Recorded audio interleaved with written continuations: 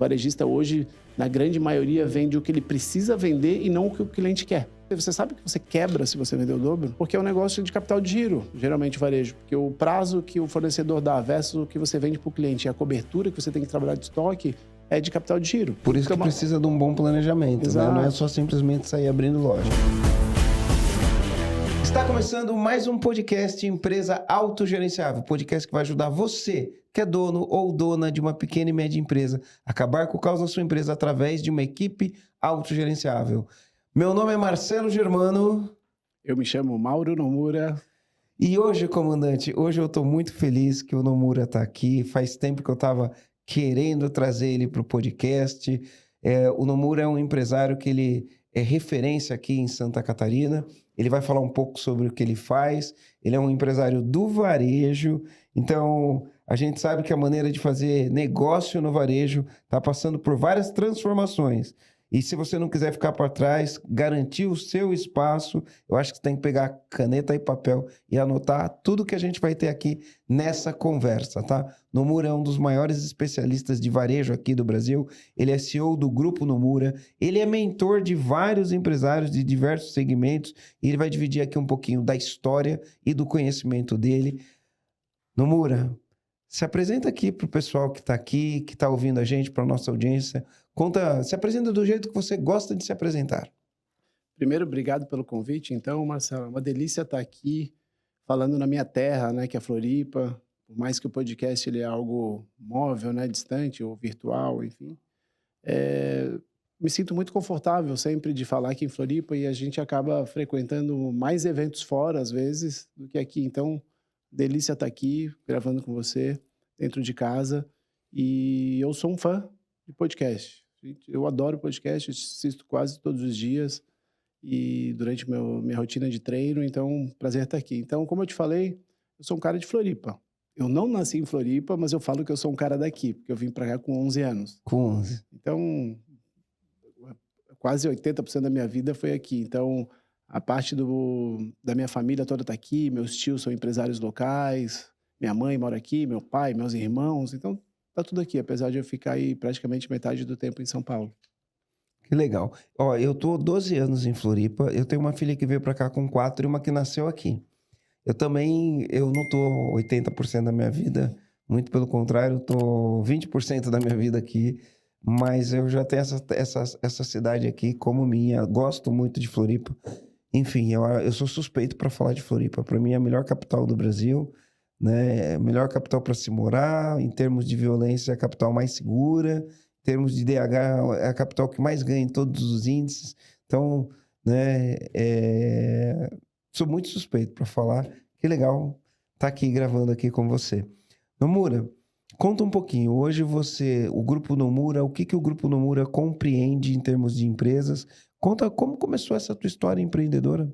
Então, eu fui praticamente catapultado aí no mundo do empreendedorismo. Eu não fui aquele jovem que talvez hoje muito comum aí de ficar buscando o seu propósito, né? Fazer o que ama. Eu muito pelo contrário. Eu hoje tenho uma opinião muito cética, assim. Quando alguns mentorados me perguntam assim, eu quero fazer algo que eu ame, que eu me identifique, eu falo assim, na minha opinião, o que você ama, faz final de semana. Faz como um hobby e faz o que você é bom e principalmente num setor, num segmento que a concorrência é baixa, é ruim. Então você se destaca ainda mais. Então eu fui catapultado porque eu sempre tive uma origem familiar, uma referência. O meu pai é médico e a minha mãe é de origem bioquímica da saúde. Então não dali muito, mas os meus tios, eles são empresários aqui em Florianópolis há mais de 30 anos. Eles são franqueados do Boticário aqui há muitos anos, aqui, Joinville, Santa Catarina.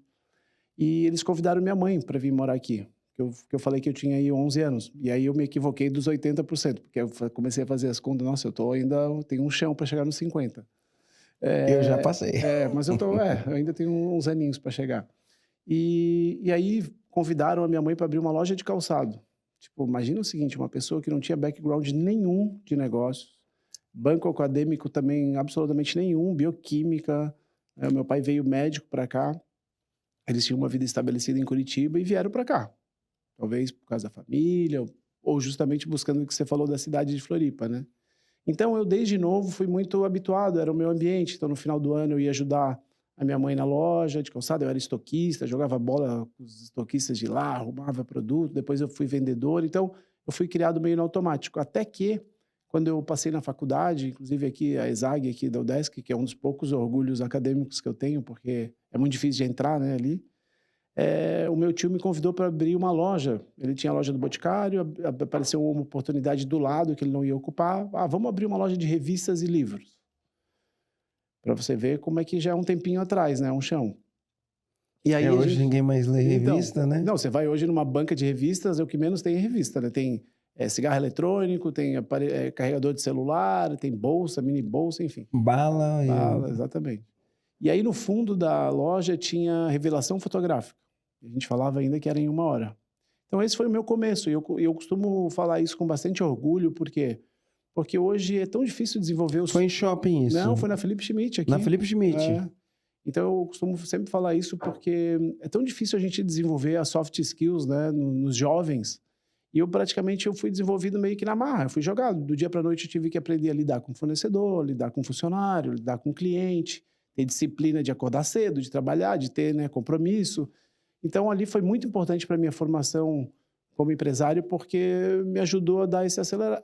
E eu hoje como pai, eu tenho essa minha dúvida. Como é que eu vou conseguir desenvolver esses soft skills nos meus filhos? Eu acho que tem algumas linhas, às vezes o esporte, sei lá, artes marciais, ou trabalho. Acho que tem algumas linhas que são talvez mais tradicionais, mas não são só essas. Mas o grande desafio, acho que do pai é como desenvolver isso na garotada. Eu gravei um podcast recentemente. Eu falo recentemente porque a gente gravou faz uns 10 dias, falando sobre pais fortes, filhos prósperos. Mas eu falo recentemente, mas no momento que a gente está gravando esse podcast aqui, esse podcast vai pro ar muito provavelmente em dezembro, né? Então ele vai ficar 3 meses para trás. Mas a gente gravou falando sobre isso. A dificuldade nossa, a maneira como a gente foi criado e a nossa dificuldade hoje de criar os nossos filhos numa condição, enfim, socioeconômica diferente da condição que a gente foi criada, né? E de tempo também, né? Porque hoje a nossa vida é muito corrida e as vidas dos nossos pais talvez não fosse tão corrida assim. Enfim, não posso falar isso como uma coisa generalista, porque, né, não dá para generalizar tudo. Mas, via de regra, as coisas mudaram bastante nos últimos anos. Mas continua aqui. Então, traçando esse paralelo de quando eu comecei muito jovem, acho que eu tinha 18 anos. Paralelo com os jovens de hoje, parece que os jovens de hoje são muito mais preparados do que a gente era, com certeza, em termos de conhecimento. Ele vai abrir um negócio, ele vê os impactos, faz estudo de viabilidade econômica. Eu, por mais que eu estava cursando a faculdade, eu ia muito mais com a cara e com a coragem, com a boa vontade de realmente trabalhar. Só que, por outro lado, também eles buscam muito esse negócio de qual que é o meu propósito de vida. E eu acho que você achar o seu propósito, tem gente que fica a vida inteira procurando e não acha. Então, um menino de 18, 19 é mais difícil ainda achar. Então, eu acho assim, obviamente, traçando uma média, eu acho bem complexo uma pessoa de 18, 19 anos achar um propósito. Talvez com 30, 40 ainda talvez facilite um pouco mais. Então, eu fui catapultado no negócio, esse foi meu primeiro aprendizado, e eu muito jovem, eu acho que com 20 anos eu já me achava milionário, já me achava rico, porque eu vendia cigarros, aqueles Gudangaran, cigarro importado, sabe? Eu vendia de uma distribuidora de São Paulo, então eu abri todos os pontos de vendas aqui em Floripa, eu vendi... Sabe, hoje, não sei se você vai lembrar, mas hoje nas baladas, assim, eles vendem os chicletes, cigarros eletrônicos, uma bandejinha de madeira, sabe? Eu que inventei na época, isso foi, eu acho que em 95, 96, a gente vendia esses cigarros Gudan, Sampoer, cigarro mentol na rua aqui do centro de Florianópolis, que tinha os bares.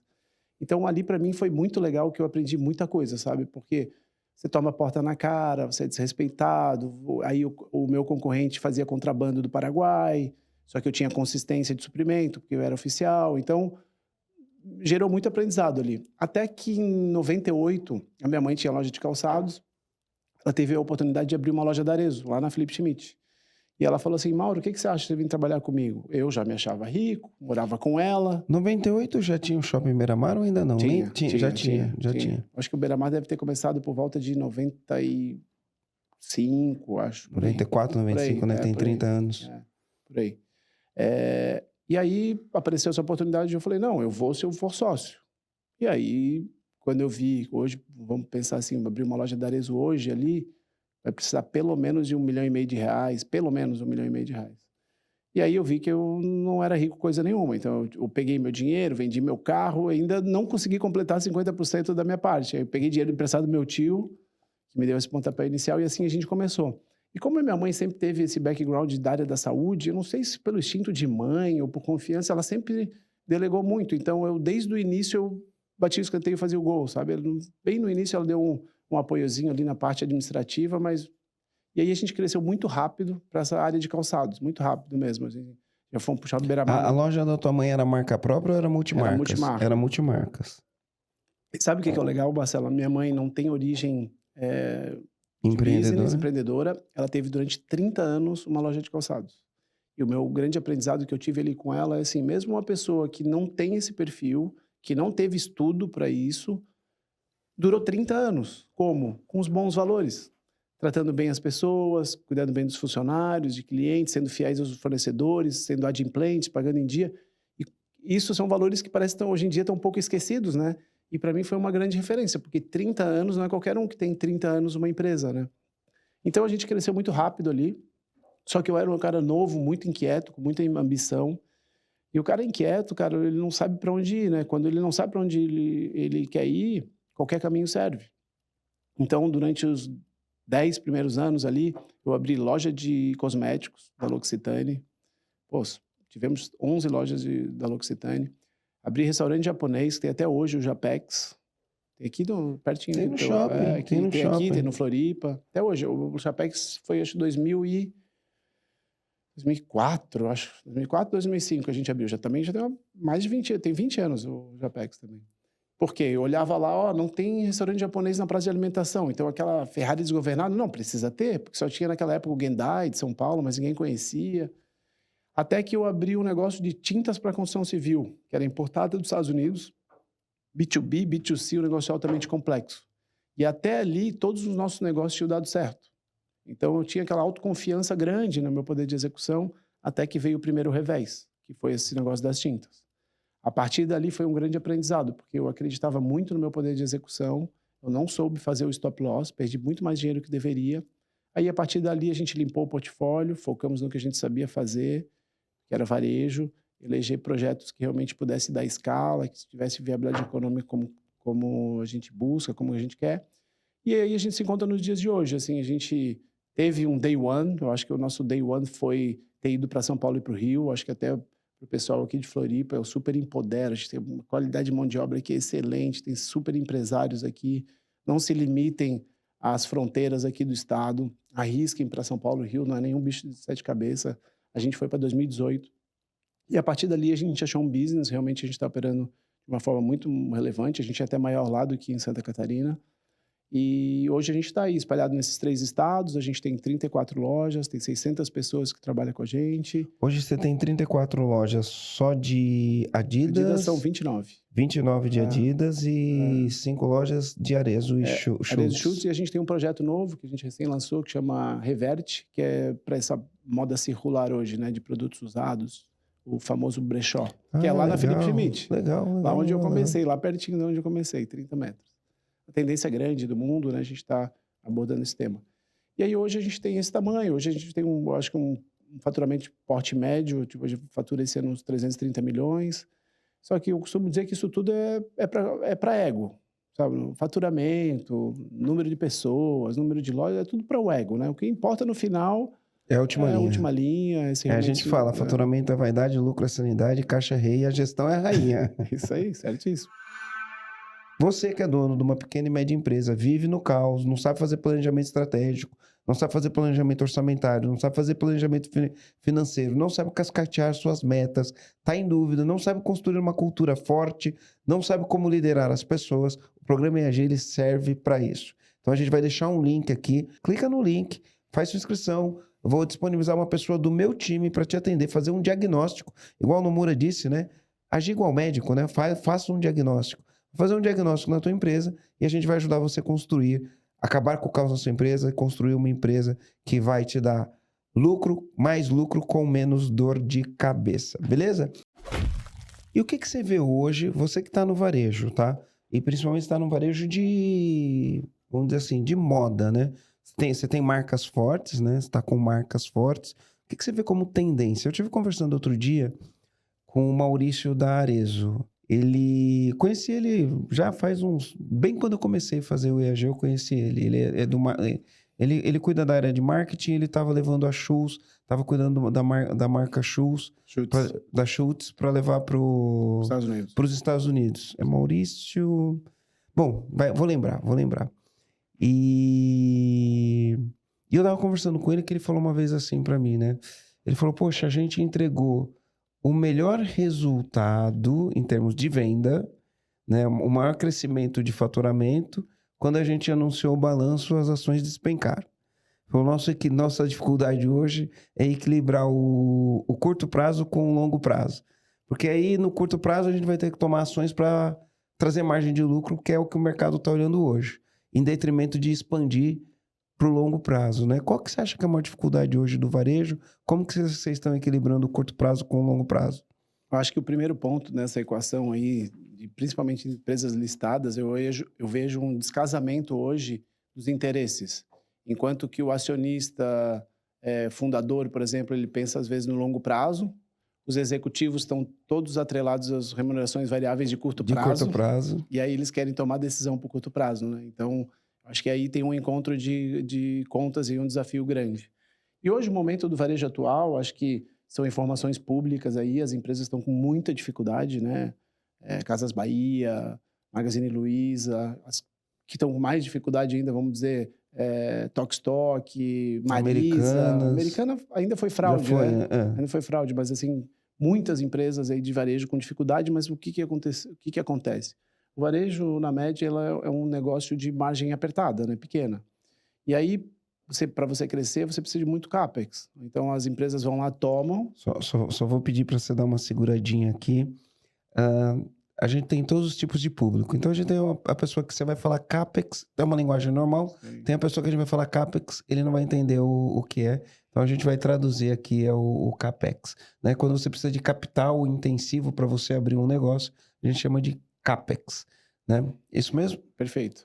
E aí, as empresas de varejo precisam desse investimento, então elas acabam captando. Então, a gente teve taxas de juros aí de 4% ao ano, captaram, tinham um ROI, criavam um spread pela taxa de retorno que gerava o negócio. Então, de uma forma muito simples, captava 5% e tinha um ROIC o retorno sobre o capital na empresa de 10. Então, então tinha um spread de 5, valia a pena ir lá na instituição financeira ou fazer debêntures, alguma coisa assim. O que acontece? O custo do capital subiu, a Selic bateu até 14, agora está em 11. Subiu um pouquinho de novo na última eleição, né? E aí agora, na última reunião. E agora se o CDI, a Selic é 10, 11, a instituição financeira vai precisar de um spread, então você vai captar, se for muito barato, a 14.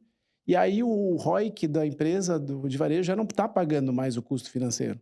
Então, o que aconteceu? As empresas passaram por grandes dificuldades, que é o momento delas. Na grande maioria, quem está fazendo esse turnaround são as empresas que diminuíram esse CAPEX, que é esse investimento. Então, o que é? Deixaram de abrir mais lojas, deixaram de fazer investimento em tecnologia. Para o quê? Para segurar, para começar a sobrar o dinheiro.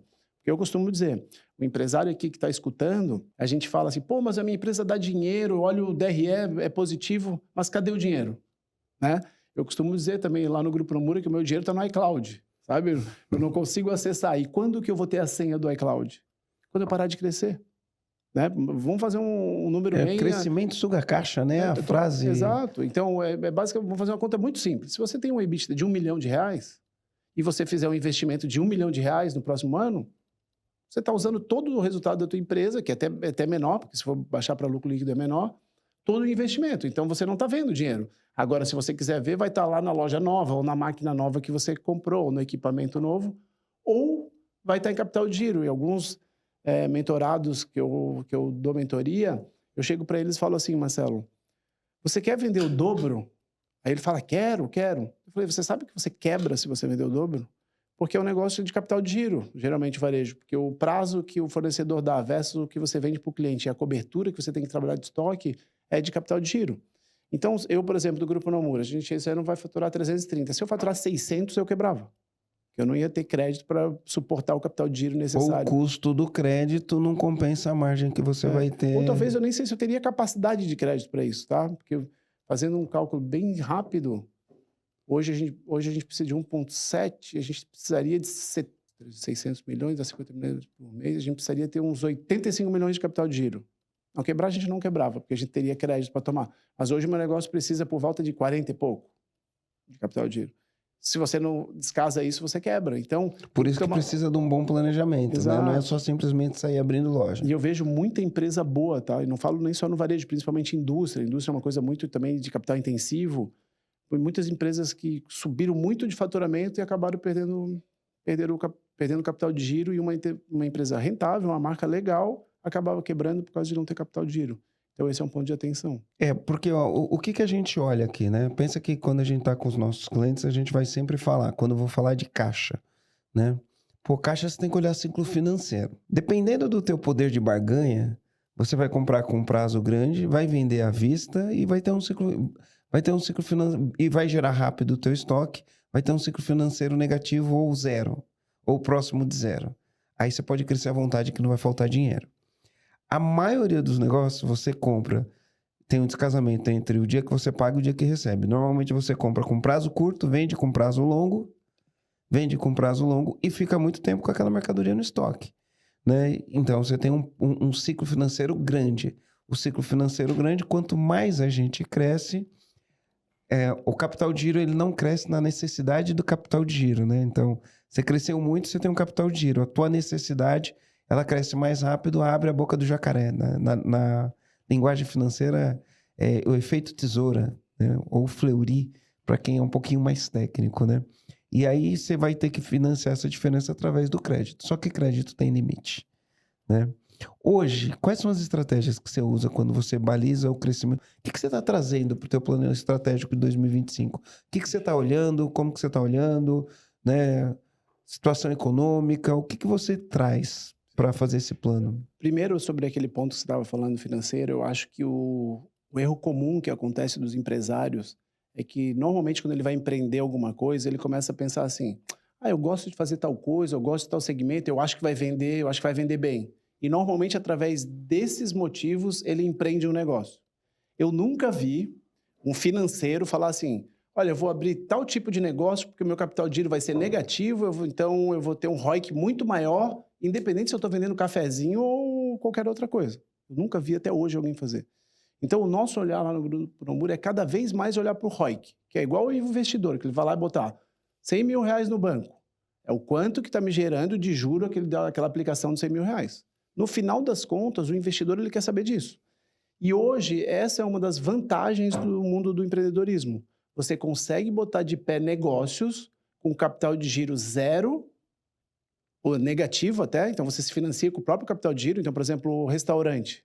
Você tem um restaurante, você vai pagar as grandes indústrias a prazo, 60, 80, 90 dias, e vai receber dos teus clientes à vista. E você, a tua cobertura de estoque, como é um produto perecível, você repõe uma semana. Giro rápido de estoque. Então, você abre sem capital de giro, praticamente.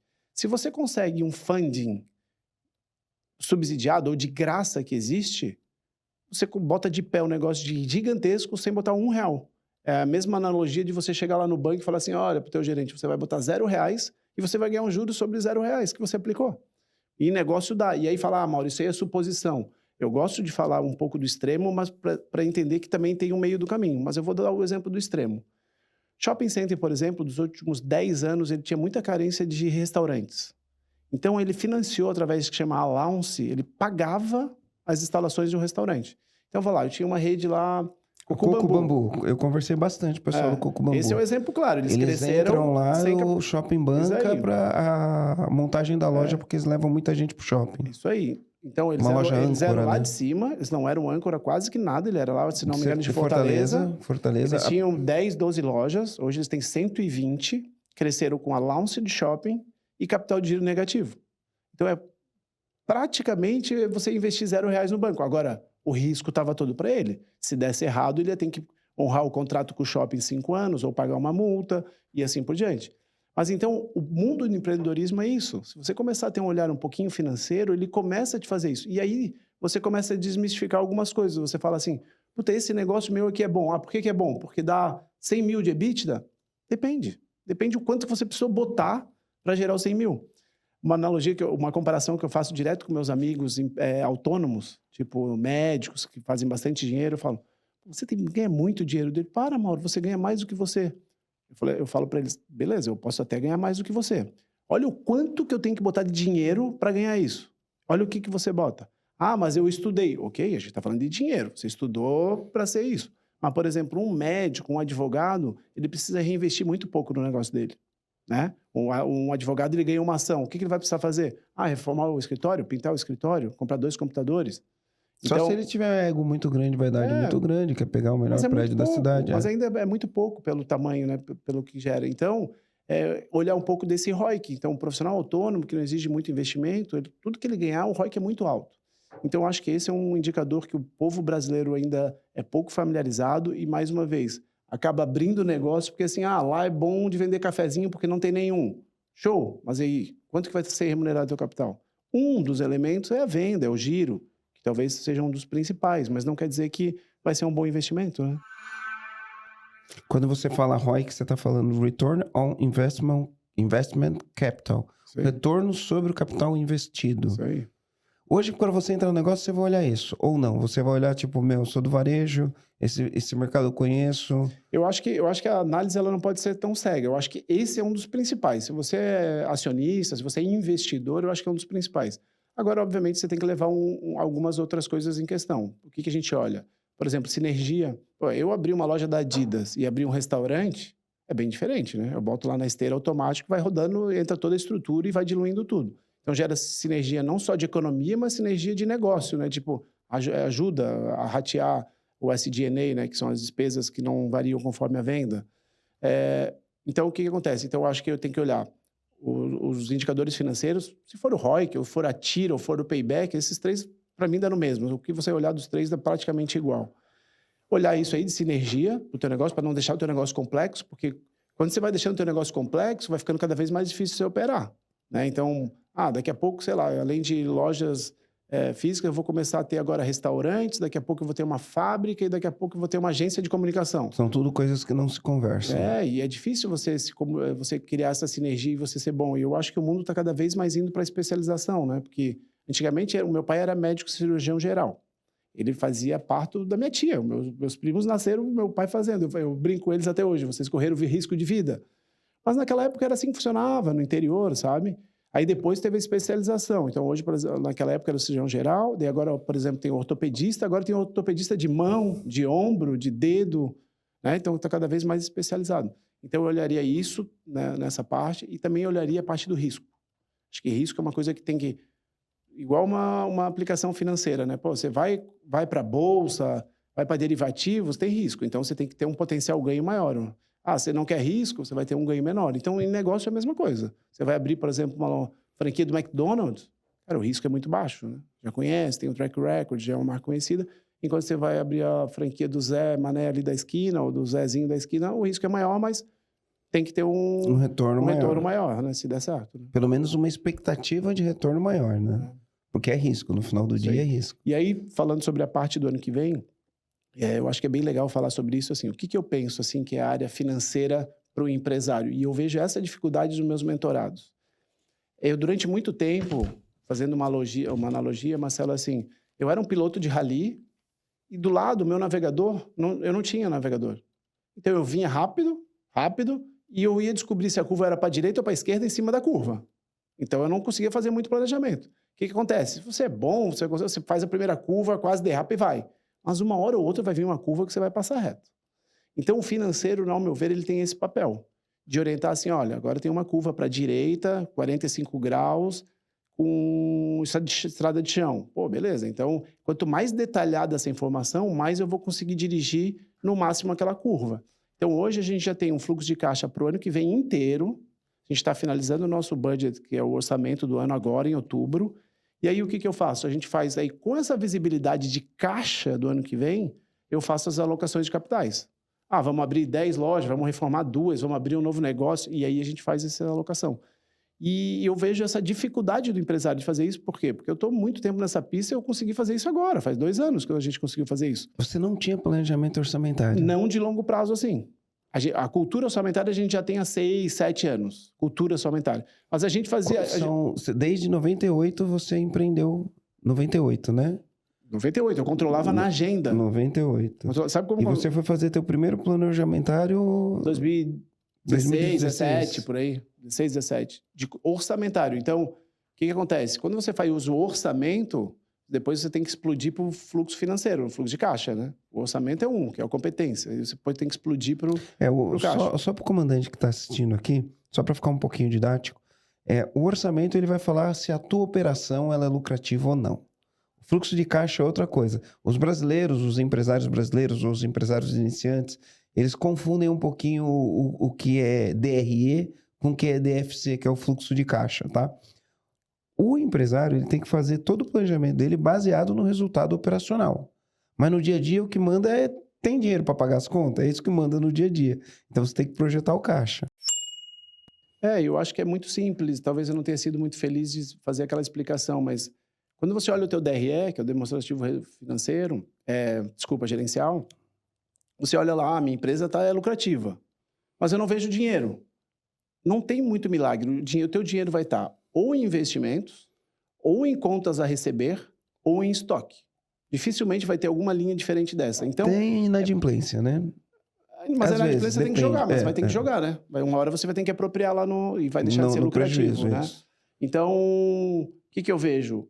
Às vezes isso que acontece. O empresário, ele tem um negócio bom, só que ele não está enxergando onde que está o dinheiro. E aí ele começa a tomar decisões que vai enxergar cada vez menos o dinheiro. Por exemplo, se ele vai investir em expansão, em máquinas, equipamento, cada vez menos ele está vendo dinheiro. Então, às vezes, o empresário ele também precisa de uma motivação, que às vezes essa motivação é um pouco do dinheiro. E às vezes você tem que ter essa visibilidade, essa clareza de olhar, mas o meu dinheiro está aqui. Tem gente que investe em boi, outros investem em terra. Eu falo para meus filhos, eu falo assim, aqui a gente investe em roupa, sapato, tênis, tá tudo aqui, o nosso patrimônio está aqui. Eu tentar passar, porque eles são pequenos, para olhar assim, tem gente que investe em outras coisas. O nosso investimento está aqui, porque é muito capital intensivo, né? E você, no varejo, você tem muita ruptura? Como que você lida com a ruptura? Porque ruptura perde venda, né? Ruptura hoje é a maior dor do varejo mundial. Tá? Até eu acho que é legal de falar aqui, eu tenho bastante orgulho, não de mim, mas orgulho de Santa Catarina. Hoje o principal executivo mundial é de Santa Catarina. É da Bembev, é o sucessor do Brito, que é o Michel, que se formou aqui na ESAG, em Florianópolis, é de Lages. E ele, uma vez eu estava jogando tênis com ele lá fora, e eu perguntei para ele, Michel, onde tem mais oportunidade de dinheiro na Ambev? Ruptura de produto em gôndola, você acredita? Um produto que é demanda previsível, sem tamanho, né, SKU quase que o único, e só de reposição. Então, olha a dificuldade que é para ele. Você multiplica talvez por 20, é a nossa situação aqui. Você vai comprar um tênis, é do 34 ao 44, uma blusa do PP ao GG, e então essa complexidade que é. Então, eu acho que como a gente combate, assim, como é que era assim, o varejo antigo? O varejo antigo, a gente chegava aqui em Florianópolis, abria uma loja ou na Felipe Schmidt, ou no Shopping Beira-Mar, ou no Itaguaçu. Por quê? Porque a gente estava atrás do tráfego. Então, aquele valor que a gente estava pagando para entrar ali, a gente estava comprando tráfego, né? Aí cabia ao varejista o quê? Montar o assortimento da loja e ter um produto que tenha valor, que tenha interesse. E aí a gente era muito passivo, a gente cruzava o braço e esperava o cliente vir. Enquanto que hoje é o produto que está indo atrás do cliente, e o cliente às vezes sabe muito mais do que o vendedor do produto. A informação aí está aí, um acesso ilimitado para todo mundo. Então mudou um pouco. Hoje a gente tem que incentivar tráfego pago, a gente tem que potencializar a campanha via WhatsApp. Você está muito no digital hoje. Hoje a gente vende por volta de 3 milhões e alguma coisa por mês, só o WhatsApp Sales. O WhatsApp Sales, ele ajuda a gente a combater muito... Isso vai dar 10% das suas vendas no WhatsApp Sales. É isso aí. O WhatsApp Sales, ele ajuda muito a combater ruptura. Então, por exemplo, você vai numa loja nossa no Shopping Morumbi, aí você quer um tênis Ultra Boost número 41. Não tem, a gente dispara do Eldorado no mesmo dia, você recebe em casa. Você prova de outra cor, você prova um outro modelo e você recebe em casa. E esse nível de urgência, e principalmente numa área de muita ruptura, um segmento de muita ruptura, converte bastante. Mas para você fazer isso, então explica um pouquinho melhor como funciona no WhatsApp Sales, né? Mas para você fazer isso, você consegue fazer isso porque você tem o teu estoque unificado. Você deve ter um bom WMS lá, que vai fazer toda essa... Como que você faz essa logística? Qual é o WMS que você usa? Como que você olha isso? Então, esse é um desafio do varejo, né? Que é o quê? Primeiro, ter um inventário curado, né? Que bata. A gente já vem construindo essa cultura há muitos anos. Hoje a gente tem um inventário muito próximos. Quase para não dizer que é 100%. A gente faz 4 auditorias por ano, só que a auditoria é só um ponto. Você tem que arrumar os processos, você tem que dar a entrada certa, a saída correta. Então, tem que organizar toda a parte de processo para depois você auditar. A gente faz também contagens cíclicas para ter o estoque apurado. Show.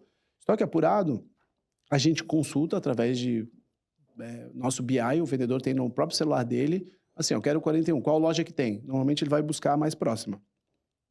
E aí faz o disparo via, a gente usa uma plataforma que chama VID, que ele unifica a logística do WhatsApp Sales. Então, você escolhendo o Ultraboost 41, você já entra no link da VID, já coloca teu cartão, teus dados de pagamento, teu endereço, e ela mesmo já conecta com a logística de entrega. Via Interes municipais, via correio, e municipais ela tem empresas de motoboy que fazem isso. Então, acaba rolando dessa forma. Então, isso ajuda muito a conversão porque você combate a urgência, né? Por exemplo, às vezes você vai comprar no site, principalmente aqui no Sul, vai levar 3 dias, 5 dias para chegar. E às vezes você quer aquele produto para hoje, porque você vai no aniversário amanhã, e aí o WhatsApp Sales resolve bastante. Então, aí o WhatsApp Sales você usa com o cliente ou internamente nas suas redes? não, a gente usa com o cliente. Com o cliente. Aí esse cliente, ele vem de diferentes formas. A gente tem os disparos de campanhas via WhatsApp, que a gente usa também uma ferramenta de CRM para disparar as campanhas. A gente tem os tráfegos pagos, a gente tem o clube de relacionamento da marca, a gente tem os grupos de WhatsApp com o cliente, que o vendedor tem os seus grupos de WhatsApp, que eu acredito, na minha visão, é uma lacuna de mercado grande. Assim, eu acho que tem bastante oportunidade aí nessa parte de grupos de WhatsApp, de criar essa influência. E sistemas também de relacionamento, de cashback, né? Que você também impulsiona e você pode... Pô, você está acabando o teu bônus hoje. Quer receber um produto em casa? Pô, R$200 você tem de bônus. Você acaba incentivando. Então, essa é a parte que eu falei ali do desafio da ruptura. Mas tem uma outra parte também, que a gente está desenvolvendo agora também, é o seguinte. Como é que era o varejo, ou hoje é grande parte do varejo? Você vai comprar um tênis para revender. Aí você olha para o céu e fala, isso aqui eu acho que vai vender, vou comprar 200. E sempre foi assim. E hoje nas grandes magazines, fast fashions, ainda é assim. Tá? Eu falo em magazines muito grandes. Eu falo Zara, H&M, ainda funcionam muito nisso. Mas por que elas se destacam? Porque o diretor de estilo, o diretor lá, eles são muito bons. Agora veio uma Shein para disruptar o modelo. A Shein, ela vem como? Ela, ao invés de fabricar, por exemplo, 10 mil vestidos, ela fabrica 200, joga para o site, para a plataforma, faz o teste de engajamento, rapidão, girou. Se bateu as premissas, aí dos 200 produz 1 milhão. Ou cancela e não produz nada, ou produz 1.000. Então, por isso que nesse processo todo tem muita ineficiência. Então, é comum essas fast fashions incinerar produto... Saldão toda hora. Saldão toda hora, porque tem muita ineficiência no processo, porque trabalha muito com análise empírica. Então, eu estava voltando aqui, estava falando, eu acho que hoje, cada vez mais, o varejo ele vai ter ferramentas, vamos pensar assim, desde BIs para fazer o básico, para trabalhar no planejamento, assim, ano passado, quantas camisas do Flamengo eu vendi? E aí você vai fazer... Vendeu bastante. Ano passado foi meio ruim, até porque o Flamengo estava meio em crise. Ainda está, né, em crise. A gente caiu ontem. Caiu ontem, né? Mas o que eu quero dizer? Eu sou flamenguista. Eu também. Eu vou amanhã eu acho que eu vou no jogo. Flamengo e São Paulo, amanhã, semifinal. Depois, quando vocês assistirem... Vocês já vão saber o resultado do jogo. Então, onde eu estava querendo chegar? Aí você monta um BI e você vai criando tipo um machine learning, que é o quê? Você vai criando o teu algoritmo. Então, vamos dar um exemplo. Ano passado eu vendi, sei lá, 1.000 camisas do Flamengo. Esse ano, eu vou botar assim, contrataram o De La Cruz, fizeram um investimento de 100 milhões de reais. A ferramenta, ela vai aprendendo. Então, ela vai aprendendo ano a ano e vai sabendo. Pô, ano passado vendeu 1.000. Esse ano, o Flamengo fez um investimento maior. A tendência é de ganhar mais título. Então, a tendência é de vender 1.500. Ela aprendeu, errou. Por exemplo, ela vendeu 1.300. Show. O ano que vem, de novo. Então, cada vez mais, o varejo, para diminuir essas rupturas lá na ponta, ele vai usar esse machine learning, com algoritmo, inteligência artificial, que vai ajudar a diminuir essa ruptura. Mas hoje tem muita grana na ponta. O varejista hoje na grande maioria, vende o que ele precisa vender e não o que o cliente quer. Porque no final das contas, o varejista, o que ele precisa ter? A história que a gente tem que contar, ela não é complexa. O que é? É o cliente entrar na nossa loja, no nosso site, comprar, ter uma boa experiência e sair feliz da vida. É isso que a gente precisa fazer. O problema é que toda a trilha para a gente chegar até aqui é dolorida, é difícil, é complexa. E aí a gente começa a transferir um pouco dos nossos problemas para os clientes. Então, a gente tem produto que não vende, produto que a gente tem que remarcar, a gente começa a dar luz em produtos que não vende, que a gente precisa mandar embora, enquanto que o cliente está querendo outra coisa. Então, começa a ter alguns encontros. Eu acho que tudo aí tem oportunidades para acessar. Hoje, como por exemplo, eu tive uma amiga que trabalhou muito tempo na Renner e ela falava muito do VM, né? Do Visual Merchandising. Então, ela tinha uma sensibilidade, eu acho que o conhecimento dela era mais tácito do que processual, né? Ela tinha uma sensibilidade de montar o VM para desencalhar as peças que ela precisava, ou para dar vazão às peças que tinham mais margem, né? Como que você faz isso na rede que tem... você é franqueado, você é um master franqueador, como que funciona isso? Sim. Então, o VM, em primeiro lugar, ele é o vendedor invisível, né? Ele é o cara que vende sem precisar de atendimento. Você faz um VM bom, acaba o cliente comprando. Só vou te interromper. Para quem não sabe o que é VM, é Visual Merchandising. Numa linguagem bem simples, é como você dispõe os aparelhos e as peças que você vende para o público que está entrando. Então, tem segredos. Tem produtos que vendem mais, dependendo de onde ele estiver posicionado, do que outros produtos. Se você for estratégico, ou você vai colocar aquilo que está encalhado para vender mais, ou você vai colocar o que te dá mais margem nos lugares que vendem mais. Numa linguagem simples, é um pouquinho mais aprofundado do que isso, mas uma linguagem simples. E o VM até aqui, ele sempre foi feito e construído de uma forma muito empírica. Então, o talento... É tácito, né? Total.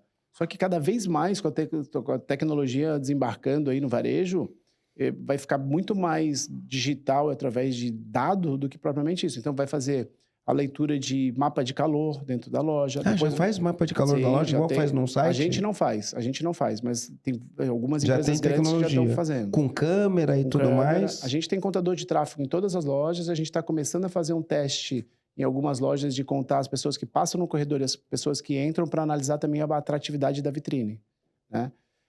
Mas assim, aí você começa a combinar. Pô, vamos dizer o seguinte, você vai fazer a gente chama table cheese, né? Que é uma mesa com camisetas, só camisetas.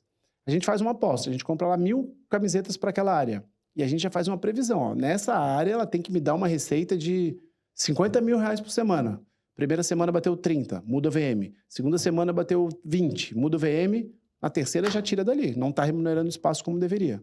Então, cada vez mais o varejo está indo para esse lado. Para dados. O varejo está cada mais voltado para dados. Total. A gente fala lá no Grupo Nomura que a gente é obcecado por dados. Ela é obcecado e orientado por dados. Hoje, a gente tem dados até em áreas um pouco impensadas antigamente. Por exemplo, a nossa área de humanas, de gente de gestão, ela é praticamente 100% orientada por dados. A gente tem todo o processo de divulgação de vaga é via plataforma de tecnologia.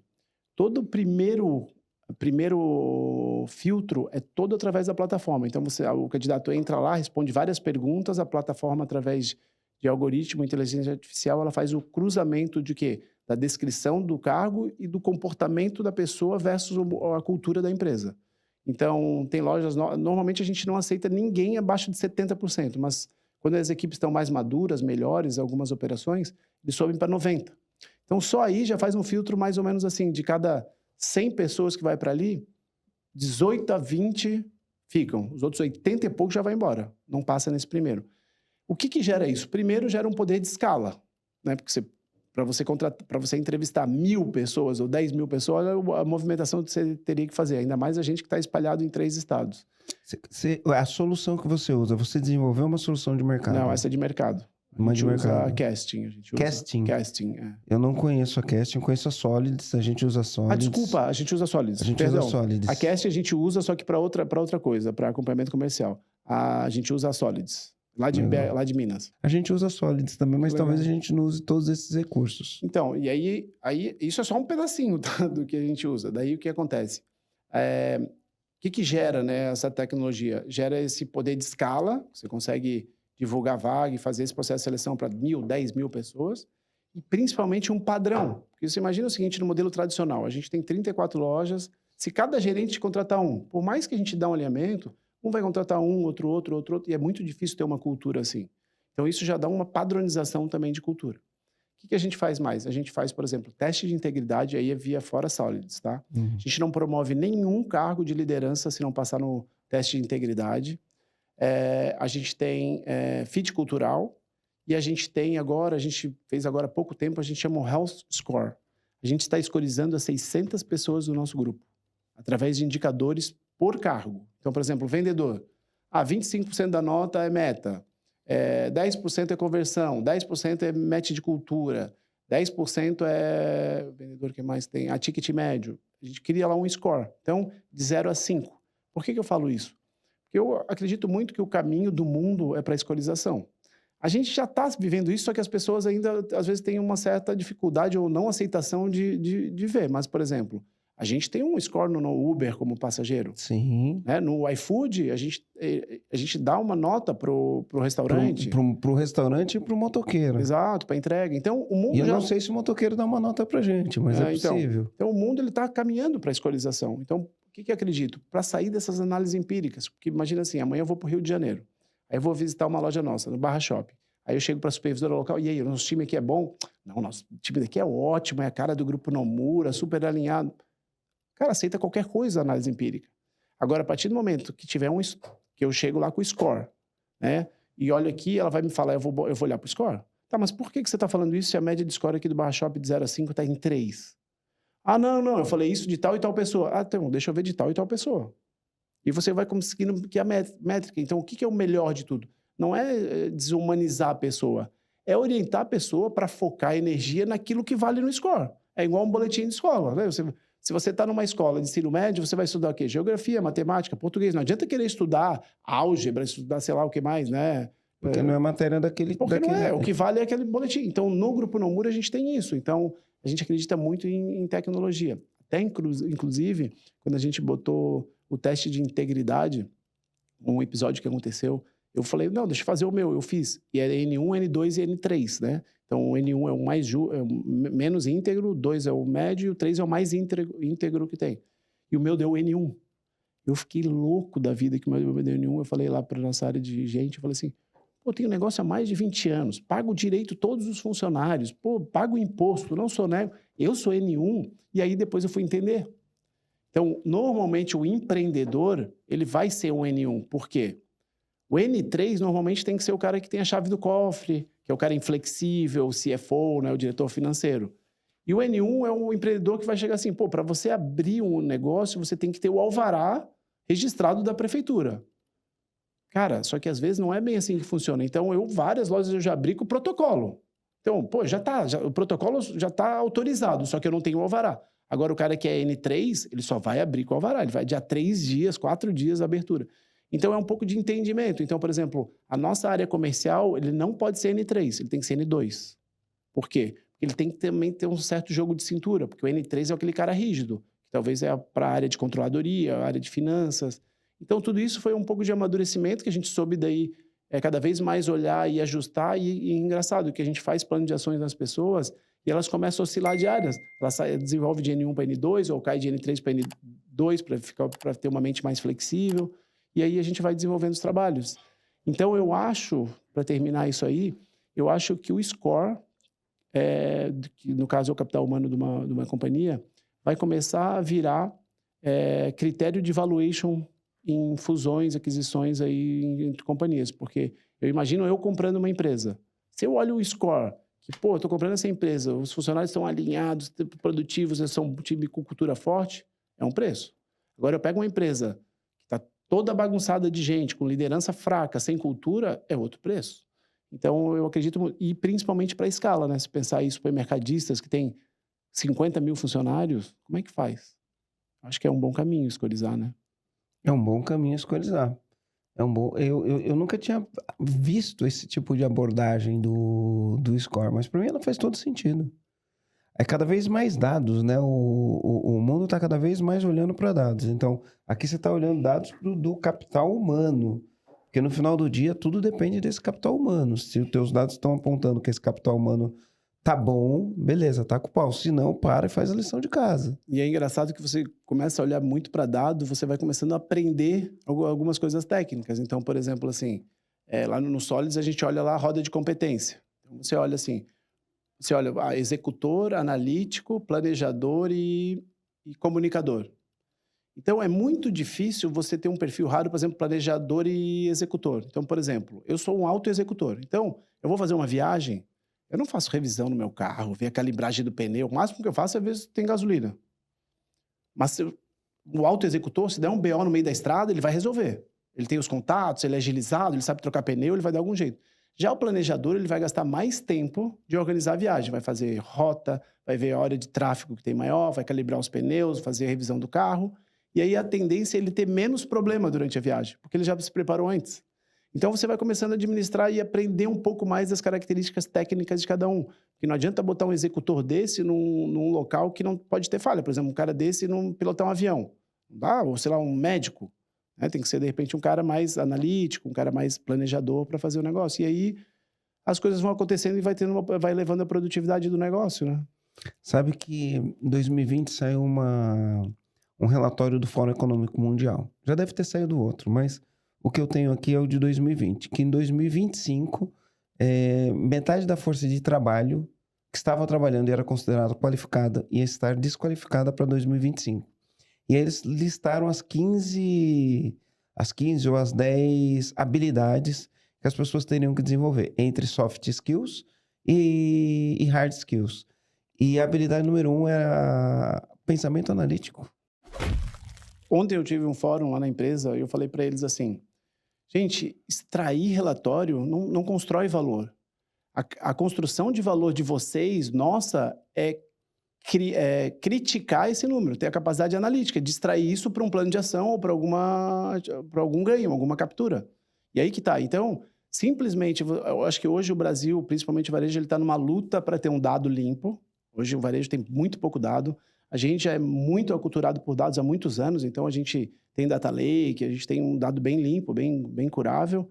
Mas, por outro lado, ainda tem um espaço para as pessoas a desenvolver essa capacidade crítica, analítica, para pegar esse dado e aí, beleza, agora o que eu quero ver o valor? De uma forma muito simples, que é o seguinte. Vamos dizer assim, eu peguei um Uber da minha casa aqui para o Shopping Beira-Mar.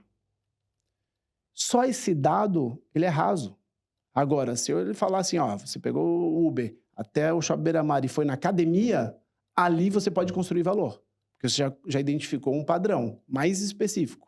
Por exemplo, no nosso negócio. O cliente foi lá e comprou uma camisa do Flamengo. Aí bota no pote lá do CRM, torcedor do Flamengo. Não, talvez ele pode ter comprado uma camisa do Flamengo para dar presente. Isso. Então não adianta mais ficar o dado, quanto mais refinado, mais você vai achar na construção de valor dele. E aí que está o valor. Você imagina o seguinte, você saber que ele comprou uma camisa do Flamengo para o filho dele, que é flamenguista. Olha a informação desse dado. A gente lança a camisa do Flamengo 3 vezes por ano, a 1, a 2 e a 3. Eu vou mandar um push para esse cara já de criança, alguma coisa já customizado, de repente com o ídolo que ele adora, que é o Gabigol, alguma coisa. Você imagina. É totalmente diferente de você mandar um push lá pro cara que comprou a camisa do Flamengo. Então o dado ele tá aí. É por isso que todo mundo fala que as grandes companhias são as que têm os dados. Aí pega aí Meta, Apple. Como você faz, Nomura, para cascatear isso como cultura? Porque pensa o seguinte, né? Legal, a gente tá falando isso daí, eu olho para isso, tenho vários insights com o que você está falando. Mas como você cascateia isso em 34 lojas diferentes, né, em cidades diferentes? Como você cascateia essa cultura? Como você faz a gestão dos seus... Toda loja, imagino que você tem ali um gerente ou um gestor, eu não sei como você chama, um diretor de loja. Como você cascateia isso para saber que isso está dando para baixo? Como você faz o acompanhamento disso? Então, isso é construção de cultura, né? A gente começou há muitos anos, a gente tem que saber que não é do dia para a noite. Então, a cultura, ela é construída de cima para baixo, sempre. É sempre top-down. Sempre top-down, né? Não quer dizer que top-down é impositivo. É olhado, acompanhado. Então, se você vai numa loja e não olha para dado, cara, o cara não vai olhar para dado. Agora, se eu vou numa loja, eu só olho muito para dado, o cara vai me esperar com os dados todos na mão. Então, só como exemplo, como você falou, hoje como é que funciona a área comercial? A gente tem um gerente de loja, Então, por exemplo, amanhã eu vou visitar o Barra Shopping, lá no Rio. Tem um gerente e um subgerente de loja. Aí tem a supervisora regional e tem a gerência comercial. E tem o eu. Então, quando eu vou visitar a loja, a gente tem tipo um VIP Form, como se fosse um boletim. Tá todos os indicadores que a gente olha do negócio. Então, quando eu chego lá, o gerente já está com o VIP Form pronto. E a gente vai abordar primeiro tudo que é dado aqui. Depois a gente roda a loja para fazer a parte empírica. Como é que era 20 anos atrás? Eu chegava lá na loja, batia no cara, opa, e aí, como é que tá? Como é que tá aí o mês? Ah, tá fraco o tráfego. Ah, tá fraco? O shopping não tá ajudando, choveu muito esse mês. Ah, já tá faltando tal mercadoria. Era mais ou menos assim, era tudo empírico a conversa. Hoje no Grupo Nomura eu falo assim, preguiça de conversa empírica. Tenho preguiça, porque hoje a gente tem dado para praticamente tudo. A gente tem dado. A gente tem dado de tráfego de todos os clientes da loja, tem conversão, tem ticket médio, tem o NPS, que é o Net Promoter Score, é a nota que o cliente dá sobre o nosso serviço. A gente tem um Employee NPS, que é a nota que o funcionário dá para a gente, como ele está ali. A gente tem todos esses dados de gente de gestão que eu te falei, teste de technicidade, fit de cultura. Então, assim, é muito dado que a gente tem. Tem recorrência e frequência, tem CAC, tem LTV. Pô, tudo isso são indicadores novos, né? Que no varejo não tinha muito isso. LTV, que é o quanto ele gasta durante o ciclo de cliente. O ciclo dele. Recorrência e frequência, pô, de quanto em quanto tempo ele compra. Então, coisas muito simples. Por exemplo, o nosso cliente, ele compra a cada 6 meses. Eu dou um cashback para os próximos 30 dias. Então, a princípio, eu estou dando um bônus para um cliente que ele não voltaria. Só que é difícil o varejista entender enquanto que ele não souber que a frequência dele, a recorrência dele é de 6 meses. Né? Ele fala, não vou dar um bônus porque eu vou estar perdendo margem. Não, mas tem alavancagem operacional, você está fazendo uma venda que você não venderia. O custo fixo está todo igual, você pode ter uma margem um pouco menor. Então, eu acho que todos esses são desafios que o varejista tem que se atualizar. É um desafio grande, porque o mercado realmente ficou de ponta cabeça. Mas, por outro lado, é uma baita oportunidade, cara. É uma baita oportunidade. É por isso que vai ter esse turnover aí de lojistas, esses aí que estão tendo dor de barriga. Eu acho que vai ter bastante oportunidade no varejo. Que legal. E hoje, por exemplo, quando você vai falar, ó, muito processo, né? Tem a cultura que é a base, tem uma base que é uma base cultural, tá? Então, base cultural. Aí você tem os processos com os indicadores, lógico, não existe processo sem indicador, as pessoas e você tem a tecnologia. Isso aí. Tá? Perfeito. E você tem a tecnologia. Isso aqui, para mim, é o primário da gestão, sabe? É pessoas, processo e tecnologia, todo processo tem indicador, as pessoas certas no lugar certo e tecnologia para você não ficar ali, né, perdendo eficiência no processo. Você está com isso aqui muito bem construído. Em termos de tecnologia hoje, o que você usa? Além do BI, o que você tem de tecnologia? Por exemplo, você tem 34 lojas, não sei se está integrado ou não, porque 29 de uma marca, 5 da outra. Você usa um WMS. Para quem não sabe o que é WMS, é que você vai fazer gestão do estoque, gestão do teu... Não só do estoque, do que tem no estoque, mas do espaço físico do estoque, quando a mercadoria chegou, quando saiu, a velocidade que entrou, que saiu, ela faz toda a eficiência. Você tem o quê? Um WMS? Você tem um... Então, antes de falar o que eu tenho, o que eu vejo assim hoje, uma procura, principalmente da galera mais nova, é o seguinte, ele quer fazer uma coisa e ele já quer andar de disco voador. Só que ele não tá andando nem de carroça ainda, sabe? E lá no Grupo Nomura eu falo assim, olha, quer aprender a cozinhar? Pega esse fogão a lenha velho enferrujado, começa a aprender a cozinhar, vê se faz sentido, vê se você sabe fazer e a gente vai dando upgrade aos poucos. Então, esse é um dos pontos que a gente tenta fazer. Então, por exemplo, nessa área de produto, de merchandising, que a gente chama, a gente usa o Power BI, que, ao meu ver, é uma carrocinha ali, sabe? Uma carrocinha que funciona. Mas não vai fazer voar o negócio. Quem vai fazer voar é quem já está usando machine learning, algoritmo, ali, inteligência artificial, aí eu acho que ok. Agora, já em outras áreas, a gente já tem algumas tecnologias mais avançadas. Por exemplo, a área de gestão, como eu te falei, do Health Score, que a gente usa o Mindsight, que a gente que desenvolveu isso, eles nem tinham, na verdade. A parte de engajamento, de gamificação, a gente utiliza. A gente tem tecnologias um pouco mais simples, por exemplo, contador de tráfego em todas as lojas, a gente tem... O contador de tráfego, a pessoa entra na loja, você sabe quantas pessoas entram na loja. Exatamente. Ele é automático ou tem alguém ali? Não, é automático. Automático. Então, por exemplo, como é que eu visitava antes uma loja? Ah, o fluxo está baixo, o shopping não faz nada, marketing. A gente olha o número. Versus last year. Acabou. A gente olha assim, ó, entrou 1.000 pessoas hoje na loja. A gente já sabe que a gente tem que ter uma conversão de 15%, 16%. A tua venda tem que ser essa. a gente já faz um diagnóstico. E eu costumo dizer que, assim, o varejista, ele tem que ter essa cabeça de médico. O que o médico faz? A construção de valor do médico é fazer diagnóstico. Tratamento, hoje em dia, é igual cozinhar. Você entra no YouTube e você descobre, na grande maioria, né? Então, qual que é a dificuldade? É você fazer o diagnóstico. E muitas vezes o diagnóstico é difícil, porque você tem que pedir exame, tem que pedir um monte de coisa, um monte de dado, né? Não pode usar só a experiência. Aí, com todos os exames na mão, com um pouco da experiência do cara, aí você faz os planos de ação, que faz o tratamento. Então, é basicamente isso que eu faço. Então, é desmistificar um pouco esses mitos que foram criados, não só no varejo, mas assim, tá batendo meta, tá bem. Não, nem sempre. Às vezes tá batendo meta, mas tá com um espaço enorme ali, tá com falta de produtividade. É o que aconteceu agora em alguns meses. Nossa, a gente abriu a loja do Vila Romana aqui, abriu bombando, assim, mas bombando nível São Paulo, sabe? E todo mundo feliz da empresa, e eu tenho esse olhar mais de diagnóstico. Não, vamos ver aqui o número. Performance lá embaixo de produtividade. Por quê? A necessidade faz o mundo girar, né? Começa a entrar um monte de gente, um monte de produto, e começa a vender, e começa a ficar improdutivo. Aí já fizemos plano de ações para capturar as áreas de melhoria. Então, é um pouco isso, é ter essa visão de diagnóstico, sabe? Através dos dados. E hoje, qual é a tua rotina com os seus 34 gestores? Na verdade, não são 34, eu tenho 34 gerentes de loja, mas a gente tem na retaguarda, a gente tem, eu acho, 40 e alguma coisa pessoas. Eu praticamente hoje eu tenho meus one-to-one de rotina, de agenda corporativa, né? Que não é só one-to-one, mas é de rotina. Então, eu tenho com a área de compras, que é do nosso merchandise, eu tenho com financeiro, eu tenho com gente de gestão, eu tenho comercial e tenho com marketing. Esses 5 diretos que eu tenho com frequência. E aí, quando eu vou a campo, aí eu interajo mais com a equipe comercial e assim por diante. Para mim, o que me funcionou muito é ter uma agenda corporativa de rotina. Eu fiquei muito mais produtivo, porque daí a empresa começa a parar de... não posso reunião agora, não posso reunião. Não, já é rotina. Segunda-feira com um, terça com outro, quinta com outro. E vai ficando tudo mais produtivo, sabe? Eu gosto muito de uma frase do professor Vicente Falcone, que ele fala, a rotina te liberta, né? Então, você tem uma agenda corporativa de rotina, você está livre. Você vai fazer aquilo, sim. E aí, se você tem as pessoas certas no lugar certo, cada um entrega o que foi comprometido, você está livre. Uma coisa que ajudou muito pra gente foi, não sei se você conhece aquela ferramenta de gestão OKR.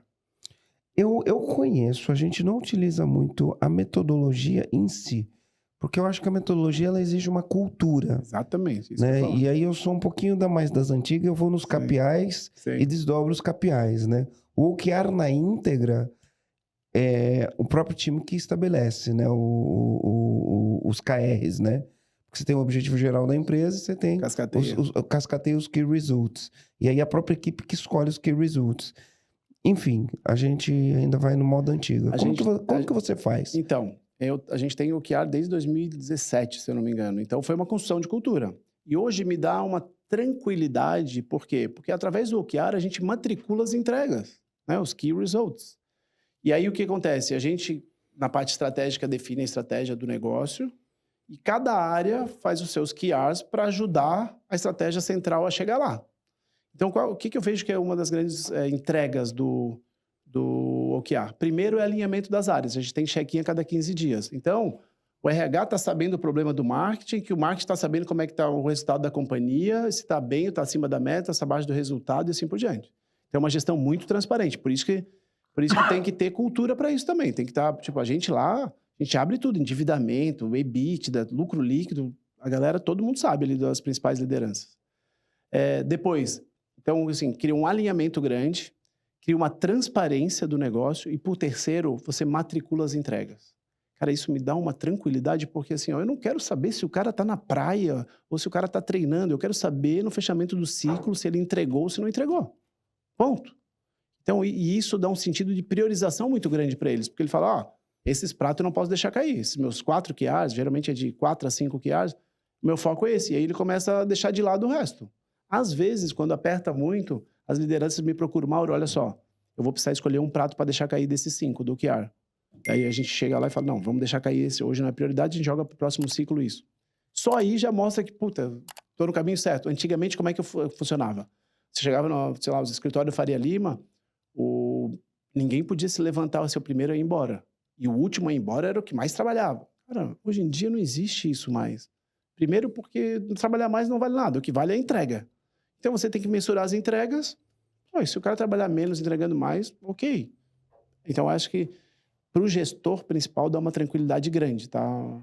O que e se você acha que o gap é de cultura, você pode contratar um consultor. A gente teve um consultor inicial que nos apoiou a construir as metas, mas, cara, como qualquer coisa, cultura é consistência. E cultura demora, né? É, Cultura consistência. demora. Isso aí, não é voo de galinha, né? Não é 100 metros rasos, é uma maratona. Cultura é maratona. Todo dia. Que legal. E se você tivesse que elencar aqui, quais são os seus valores pessoais que você construiu a tua história e os valores corporativos? Tá, os valores hoje do Grupo Nomura são muito claros. A gente é para frentex, a gente fala. Por que é para frentex? A gente não tem problema em desconstruir o que a gente aprendeu para construir o novo. Então, realmente, principalmente, a gente é muito de tecnologia, a galera é muito nova. A gente é para frentex. A gente é orientado por dados. A gente sempre quer mais, porque é uma empresa ambiciosa. A gente tem uma meta aí de faturar 1 bilhão em 5 anos. A gente vibra junto e obsessão pela linha de frente. Cara, e os meus pessoais, cara, eu vou te dizer assim, não vou começar pelo que eu acredito que de repente eu entregue alguma coisa, mas assim, eu não me acho um cara muito talentoso, não me acho realmente, sem hipocrisia nenhuma, me acho um cara bem medíocre, né? Quando as pessoas entendem medíocre é o quê? Vem da média, né? Não é medíocre que é muito ruim, é na média, tudo bem. Agora, eu acho que o que faz talvez os meus resultados saírem da média é a consistência, sabe? Eu sou um cara muito consistente, assim. Sou um cara disciplinado, sou um cara focado, resiliente. O varejo precisa ser muito resiliente. Nossa, a gente veio de um ano 2023 péssimo, sabe? 2022 horrível.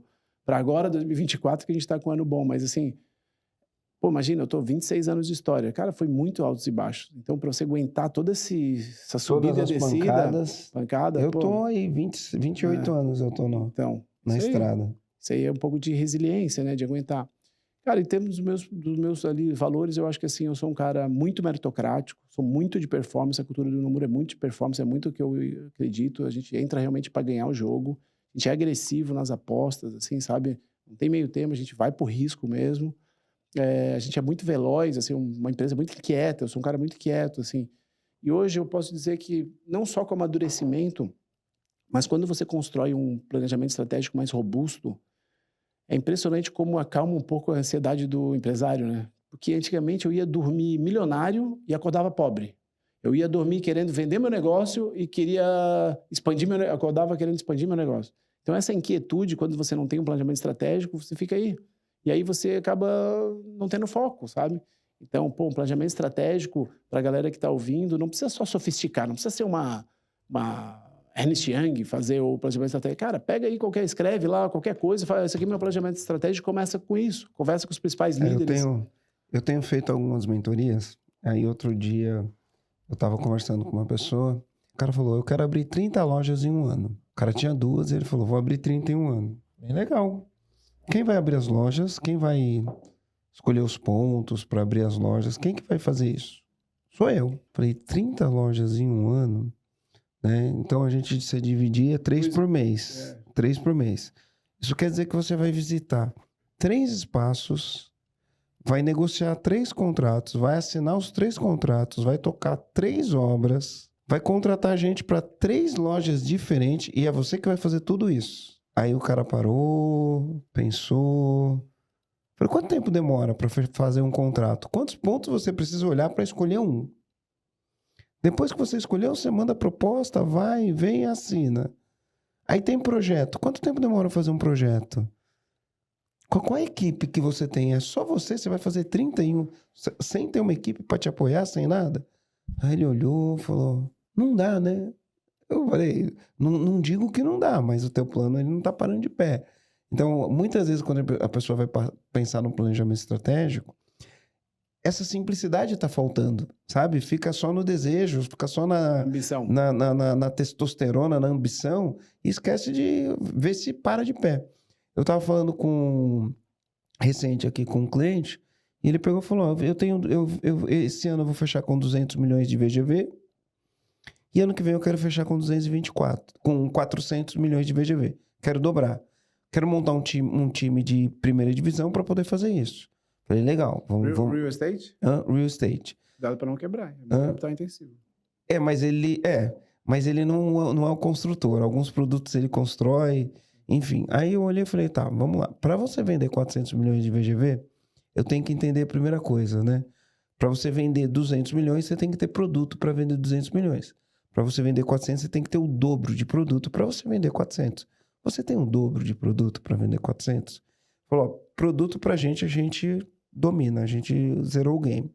Beleza, então, para você vender, eu tenho que entender quantos produtos você precisa para fazer os 400 milhões. Aí eu vou dividir em produtos e vou dividir isso nos times. Botar no orçamento. E aí eu vou colocar no orçamento, mas vamos traçar o plano.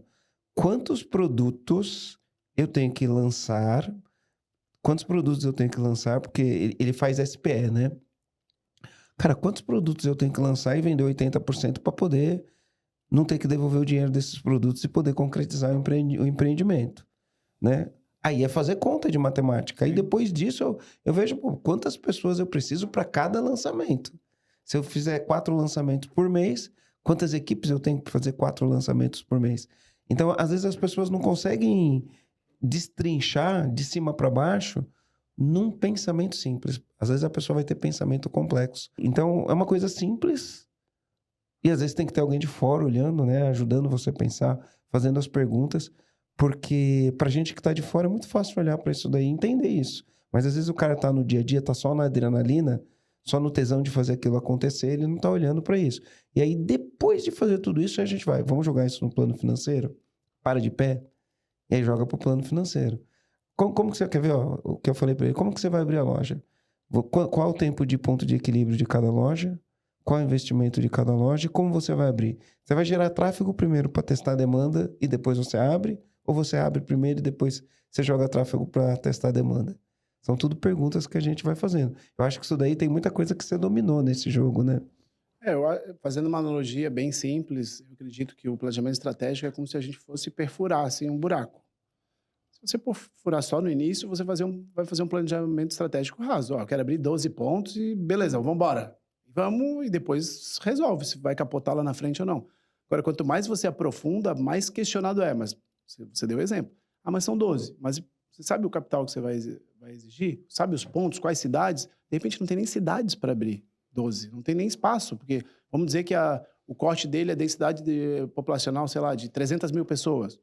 Talvez Santa Catarina Santa Catarina tem 14 cidades com mais de 100 mil pessoas. Então, para você ver. Então, às vezes tem que... Por isso que o planejamento estratégico é legal, é para orientar... Deve ter 4 ou 5 com mais de 200, com mais de 300 mil. Então, eu acho que o planejamento estratégico ele serve para orientar esse ímpeto, né, do empreendedor e racionalizar ele. Ó, peraí, vamos ver. E outra, você está disposto a passar por isso? Porque para você abrir 12, você vai ter que ir lá bater lá no banco, pegar 100 milhões emprestados. Você está disposto a ter uma dívida líquida de 8 vezes, 10 vezes o teu EBITDA? Ah, tô. Tá tudo bem. Só que tu já tem que ter ciência, não adianta só depois você descobrir. E o cara não consegue dormir. Ah, por que você não consegue dormir? Ah, porque eu tô devendo 100 milhões pro banco, minha dívida líquida tá em 10 e eu não consigo dormir. Tudo isso dá para prever um pouco antes. Não, tá certo que o planejamento é uma planilha que vai tudo aceitar, mas você vai criar projeções. Tudo, mas é melhor ter o papel do que não ter nada. Exatamente. Né? Você vai criar uma projeção, perfeito. Ô, Nomura, se a gente tiver que falar para a pessoa, para o empresário que está ouvindo a gente, o que esse empresário precisa para fazer um ano de 2025 perfeito? O que você orientaria? Então, o melhor dos anos, né? O perfeito não existe, né? Nós do varejo, o último trimestre é praticamente 50% do resultado do ano. Então é a nossa final do campeonato que está começando agora, hoje, 1º de outubro. Porque 50% a gente pode fazer o ano decolar ou pode jogar tudo pro buraco. Até agora a gente está com um ano muito bom. O que eu pensaria para 2025, independente de qualquer negócio? Eu faria a construção do orçamento e a construção do fluxo financeiro. Por quê? Porque isso que vai te dar visibilidade do que você vai poder fazer.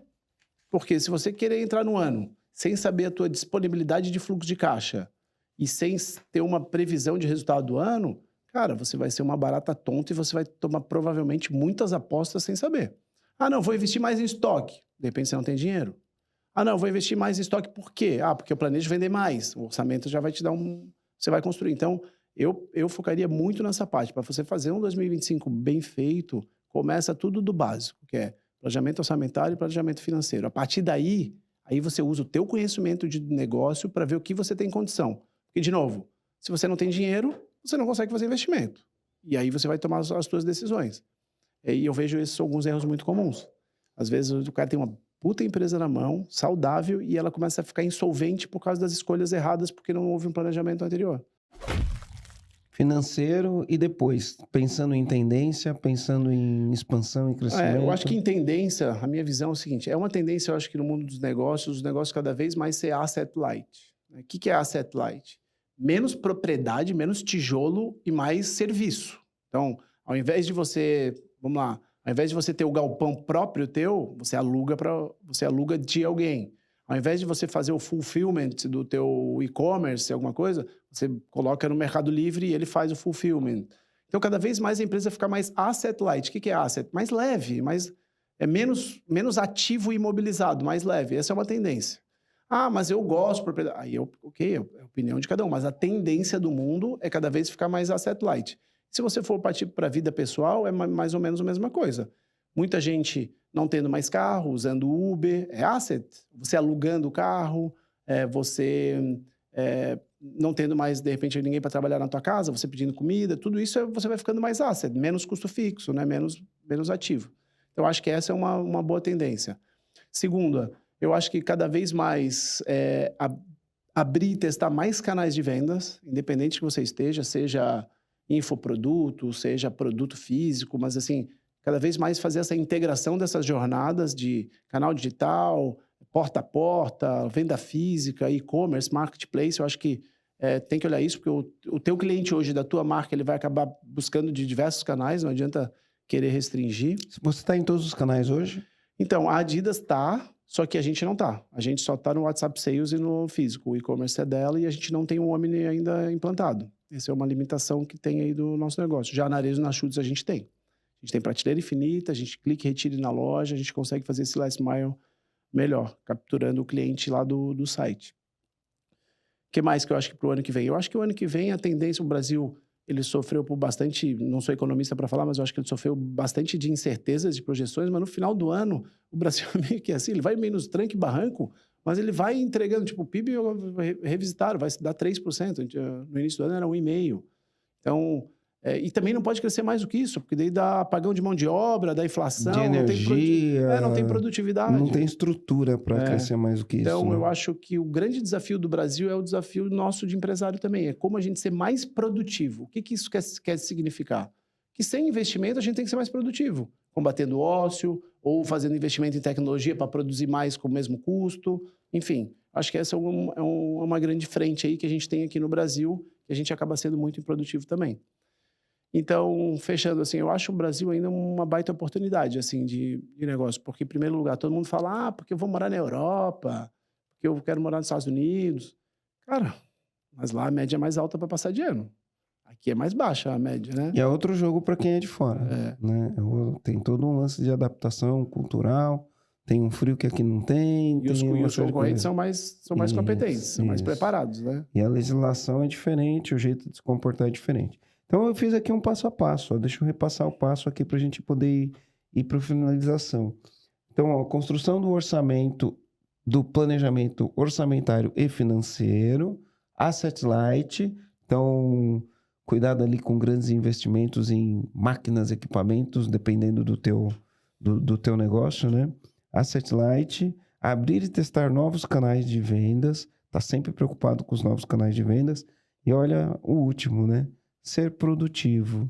Ser produtivo. Procure trazer um aumento de eficiência para cada pessoa que está na sua empresa. Que legal. Nomura, olha só. A gente tem um ritual. Esse ritual a gente sempre trabalha com comando. Qual que é o comando? Qual que é a sacada? Então, se você pudesse falar uma mensagem que fosse atingir 8 bilhões de pessoas no mundo, como diria o Joel J., qual mensagem seria essa? Mas antes de você falar na mensagem, e enquanto você pensa na mensagem, quem quiser te achar, onde te acha? Hoje é fácil, eu sou bem ativo, principalmente no Instagram, Mauro Nomura, LinkedIn também, Mauro Nomura, tá fácil. Tá fácil de achar. Beleza, segura aí então. Da plataforma eMentor, se estiver interessado em mentoria também. eMentor, procura lá Mauro Nomura.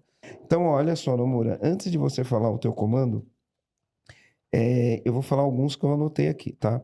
Então, score de capital humano eu achei interessante. Faz um score do teu capital humano, da tua empresa como um todo. Não chega lá perguntando se tá bom.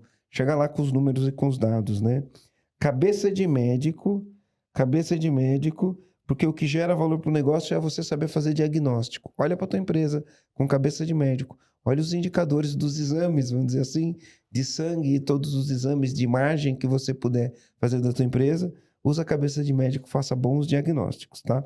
E matricular as entregas. Ou seja, você vai medir os seus gerentes, os seus gestores, pelas entregas que eles estão fazendo. E para isso, você precisa definir muito claramente quais são as entregas deles. Show, esses daqui são os meus comandos. Nomura, qual que é o teu comando aqui para a gente finalizar? Posso dar 2 frases, então? Pode, 2. Uma não é minha, uma é do Luciano Davan, tá? Eu vi, me marcou muito o que ele falou. Ele falou assim, você deixar o dinheiro no banco, quando ele quer dizer banco, é CDI, renda fixa, poupança, é você empobrecer feliz. Olha por trás dessas palavras, porque se você parar para pensar, se você vivesse 1000 anos e você deixasse teu dinheiro na poupança, no CDI, você ia empobrecer. E por que é feliz? Porque você acha que está ganhando dinheiro e não está. Então, Tá perdendo valor ao longo do tempo. se você deixar 1000 anos, 2000 anos, você está perdendo valor. E aí, uma coisa que eu acredito, que é uma crença minha, assim, que eu acredito que na maioria dos problemas das nações, o melhor caminho para ser seguido é incentivar e produzir o empreendedorismo. Eu acredito que a melhor saída das nações hoje, seja por problemas econômicos ou até sociais, porque o empreendedorismo ele traz isso, ele traz introdução das pessoas. Geração de emprego. 70% dos empregos estão no mundo, não é no Brasil.